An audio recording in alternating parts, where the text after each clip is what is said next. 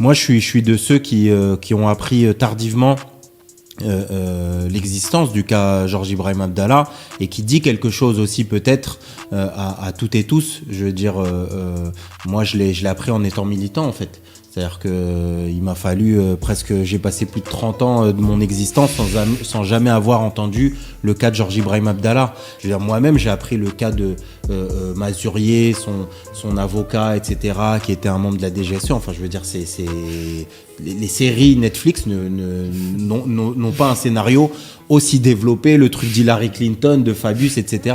Et donc, je me dis que c'est clair et net que s'il y avait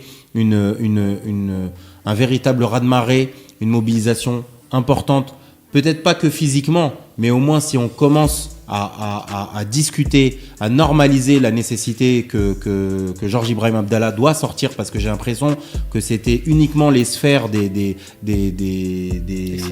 l'extrême gauche vraiment, et d'un secteur particulier, de l'anti-impérialisme, etc. Parce que même dans l'antiracisme, de manière générale, c'est-à-dire l'antiracisme qui est lié beaucoup aux violences policières, à la question des gardes à vue et toutes ces choses-là, les automatismes, je veux dire, il y a de moins en moins de ponts. Après, ça pourra peut-être faire l'objet d'une discussion haute, mais je trouve qu'il y a moins de ponts entre ce qu'est l'anti-impérialisme, ce qu'est la lutte palestinienne, ce qu'est le cas de Georges Ibrahim Abdallah, etc., pour inspirer même la lutte contre la justice, pour obtenir parfois la justice, la vérité pour des morts comme Adama Traoré, comme Naël, etc., etc. Aidez-nous à continuer notre travail en faisant un don pour notre grande campagne de souscription jusqu'au 31 décembre. Ça se passe sur don.révolutionpermanente.fr et on a besoin de vous.